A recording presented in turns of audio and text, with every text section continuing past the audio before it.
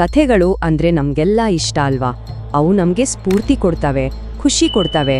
ಆದ್ರೆ ಯೋಚನೆ ಮಾಡಿ, ಅದೇ ಕಥೆ ಯಾರನ್ನಾದ್ರೂ ಕೊಲೆ ಮಾಡೋಕೆ ಪ್ರೇರಣೆ ಕೊಟ್ರೆ ಏನಾಗ್ಬಹುದು? ಬನ್ನಿ, ಇವತ್ ನಾವು ಕಲೆ ಮತ್ತು ಅಪರಾಧದ ನಡುವೆ ಇರೋ ಒಂದು ಶಾಕಿಂಗ್ ಸಂಬಂಧದ ಬಗ್ಗೆ ನೋಡೋಣ. ಹೌದಲ್ವಾ? ಚಿಕ್ಕಂದಿನಿಂದ ಕೇಳ್ತಾ ಬಂದಿರೋ ಮಾತು ಇದು. ಹಂಚ್ಕೊಂಡ್ರೆ ಪ್ರೀತಿ, ಖುಷಿ ಎಲ್ಲ ಜಾಸ್ತಿ ಆಗುತ್ತೆ ಅಂತ. ಆದ್ರೆ ಅದೇ ಕಥೆ, ಅದೇ ಸ್ಫೂರ್ತಿ ಒಂದು ಕೊಲೆ ಮಾಡಕ್ಕೆ ಬ್ಲೂ ಪ್ರಿಂಟ್ ಆದ್ರೆ ಆಗ ನಿಜಕ್ಕೂ ಒಂದು ದೊಡ್ಡ ಪ್ರಶ್ನೆ ಹುಟ್ಕೊಳ್ಳುತ್ತೆ. ನಾವಿವತ್ತು ಚರ್ಚೆ ಮಾಡ್ತಿರೋ ಕೇಸ್ನಲ್ಲಿ ಒಂದು ಫೇಮಸ್ ಸಿನಿಮಾ ಹೇಗೆ ಒಂದು ಭಯಾನಕ ಅಪರಾಧಕ್ಕೆ ದಾರಿ ಮಾಡ್ಕೊಡ್ತು ಅಂತ ನೋಡೋಣ. ಸರಿ, ಬನ್ನಿ ಈ ಕೇಸ್ನ ಡೀಟೇಲ್ಸ್ ನೋಡೋಣ. ಈ ಘಟನೆ ನಡೆದಿದ್ದು ಮಹಾರಾಷ್ಟ್ರದ ಪಾಲ್ಘರ್ ಜಿಲ್ಲೆಯ ನಲಸೊಪರ ಅನ್ನೋ ಒಂದು ಚಿಕ್ಕ ಪಟ್ಟಣದಲ್ಲಿ.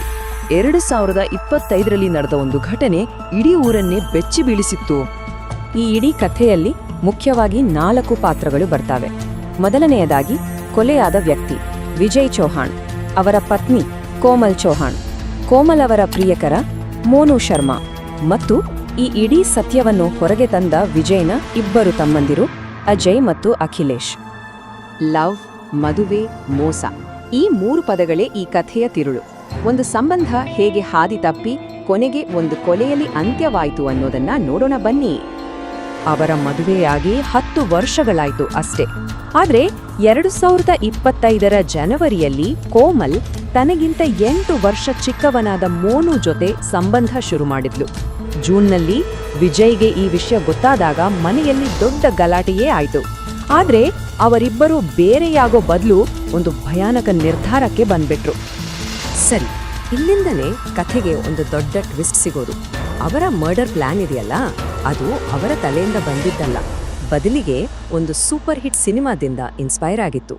ಆ ಸಿನಿಮಾ ಬೇರೆ ಯಾವುದೂ ಅಲ್ಲ, ದೃಶ್ಯಂ. ನೋಡಿ, ಇಲ್ಲೇ ಇರೋದು ಮಜಾ. ಸಿನಿಮಾದಲ್ಲಿರೋ ಪ್ಲಾನ್ ಎಷ್ಟು ಪರ್ಫೆಕ್ಟ್ ಅಲ್ವಾ? ಪೊಲೀಸ್ ಸ್ಟೇಷನ್ ಕೆಳಗೆ ಬಾಡಿ ಬಚ್ಚಿಡೋದು ಅಂದ್ರೆ ಸುಮ್ಮನೆನಾ? ಆದ್ರೆ ಇವ್ರು ಮಾಡಿದ್ದೇನು, ತಮ್ಮದೇ ಮನೆಯೊಳಗೆ ನೆಲ ಅಗದು ಬಾಡಿ ಮುಚ್ಚಿ ಅದ್ರ ಮೇಲೆ ಬೇರೆ ತರ ಕಾಣೋ ಟೈಲ್ಸ್ ಹಾಕ್ಬಿಟ್ಟಿದ್ದಾರೆ. ಇದೇ ಅವ್ರು ಮಾಡಿದ್ದ ಮೊದಲ ಮತ್ತು ಅತಿ ದೊಡ್ಡ ತಪ್ಪು. ಪೂರ್ತಿ ಒಂದು ವಾರ ವಿಜಯ್ ಫೋನ್ ಸ್ವಿಚ್ಡ್ ಆಫ್. ಸಹಜವಾಗಿ ಅವನ ತಮ್ಮಂದಿರಿಗೆ ಟೆನ್ಷನ್ ಶುರುವಾಯಿತು. ಮೊದಲು ಕೆಲಸದ ಜಾಗಕ್ಕೆ ಹೋದ್ರು, ಆಮೇಲೆ ಮನೆಗೆ. ಅಲ್ಲಿ ಕೋಮಲ್ ಮತ್ತು ಮಗ ಇಬ್ಬರೂ ಇರ್ಲಿಲ್ಲ.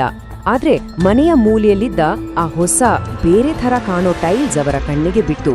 ಅದೇ ಅನುಮಾನ ಅವರನ್ನ ಸತ್ಯದ ಹತ್ತಿರಕ್ಕೆ ಕರ್ಕೊಂಡು ಹೋಯ್ತು.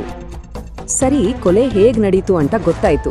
ಅದೇ ಒಂದು ಸಿನಿಮಾ ನೋಡಿ ಅದನ್ನ ಕಾಪಿ ಮಾಡಿದ್ರೆ ಸಾಕು, ನಾವು ಸಿಕ್ಕಾಕೊಳ್ಳಲ್ಲ ಅಂತ ಅವ್ರಿಗೆ ಯಾಕನ್ನಿಸ್ತು? ಅವರ ಈ ಕಾನ್ಫಿಡೆನ್ಸ್ಗೆ ಕಾರಣ ಬರೀ ಸಿನಿಮಾದ ಕಥೆ ಮಾತ್ರ ಆಗಿರ್ಲಿಲ್ಲ, ಇದರ ಹಿಂದೆ ದುಡ್ಡಿನ ಆಸೆಯೂ ಇತ್ತು. ಹೌದು, ಈ ಕೃತ್ಯದ ಹಿಂದೆ ಬರೀ ಲವ್ ಅಫೇರ್ ಇರ್ಲಿಲ್ಲ, ಬದ್ಲಿಗೆ ಹಣದ ಆಸೆಯೂ ಇತ್ತು. ವಿಜಯ್ಗೆ ಇತ್ತೀಚೆಗೆ ಬಂದಿದ್ದ 2 ಲಕ್ಷ ರೂಪಾಯಿ ಇನ್ಶೂರೆನ್ಸ್ ದುಡ್ಡಿನ ಮೇಲೆ ಕೋಮಲ್ ಮತ್ತು ಮೋನು ಕಣ್ಣಿಟ್ಟಿದ್ರು. ಆ ಹಣದಿಂದ ಒಂದು ಹೊಸ ಲೈಫ್ ಶುರು ಮಾಡಬೇಕು ಅನ್ನೋದು ಅವರ ಪ್ಲಾನ್ ಆಗಿತ್ತು. ಅವರ ಯೋಚನಾ ಲಹರಿಯನ್ನು ಗಮನಿಸಿದರೆ ಕೆಲವು ವಿಷಯಗಳು ಕ್ಲಿಯರ್ ಆಗುತ್ತವೆ.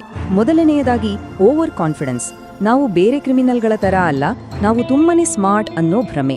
ಎರಡನೆಯದಾಗಿ ರೆಡಿಮೇಡ್ ಪ್ಲಾನ್. ಸಿನಿಮಾದಿಂದ ಸಿಕ್ಕಿದ್ರಿಂದ ಜಾಸ್ತಿ ತಲೆ ಕೆಡಿಸಿಕೊಳ್ಳುವ ಅವಶ್ಯಕತೆ ಇರಲಿಲ್ಲ. ಜೊತೆಗೆ ಹಣದ ಆಸೆ. ಆದ್ರೆ ಎಲ್ಲಕ್ಕಿಂತ ಹೆಚ್ಚಾಗಿ ಅವರಲ್ಲಿದ್ದ ಕ್ರೂರ್ಯ ಅಂದ್ರೆ ಈ ಪಾಪದ ಕೆಲಸದಲ್ಲಿ ವಿಜಯ್ನ ಸ್ವಂತ ತಮ್ಮನನ್ನೇ ದಾಳವಾಗಿ ಬಳಸಿಕೊಂಡಿದ್ದು.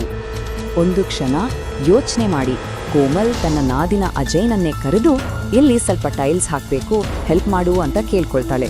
ಪಾಪ ಅವನಿಗೇನ್ ಗೊತ್ತು, ತಾನು ಹೆಲ್ಪ್ ಮಾಡ್ತಿರೋದು ತನ್ನ ಅಣ್ಣನ ಸಮಾಧಿಯನ್ನೇ ಕಟ್ಟೋಕೆ ಅಂತ. ಇದು ಈ ಕೇಸ್ನಲ್ಲೇ ಅತ್ಯಂತ ಶಾಕಿಂಗ್ ಮತ್ತು ಬೇಸರದ ಸಂಗತಿ. ಹಾಗಾಗಿ ಈ ಇಡೀ ಘಟನೆ ಬರೀ ಒಂದು ಕ್ರೈಮ್ ಸ್ಟೋರಿಯಾಗಿ ಉಳಿಯಲ್ಲ, ಇದು ನಮ್ಗೆಲ್ಲ ಒಂದು ದೊಡ್ಡ ಪ್ರಶ್ನೆಯನ್ನು ಕೇಳುತ್ತೆ. ಮೀಡಿಯಾ ಮತ್ತು ನಮ್ಮ ಬದುಕಿನ ನಡುವಿನ ಸಂಬಂಧದ ಬಗ್ಗೆ, ಮತ್ತೆ ಮನುಷ್ಯನ ಮನಸ್ಸಿನಲ್ಲಿರೋ ಕರಾಳತೆಯ ಬಗ್ಗೆ. ಹಾಗಿದ್ರೆ ನಿಜಕ್ಕೂ ಸಿನಿಮಾಗಳು ಕೊಲೆ ಮಾಡೋಕೆ ದಾರಿ ತೋರಿಸ್ತವ, ಅಥವಾ ಕೆಟ್ಟ ಯೋಚನೆ ಇರೋರಿಗೆ ಅದೊಂದು ನೆಪ ಅಷ್ಟೇನಾ? ಈ ಪ್ರಶ್ನೆಗೆ ಉತ್ತರ ಬಹುಶಃ ಅಷ್ಟು ಸುಲಭ ಇಲ್ಲ.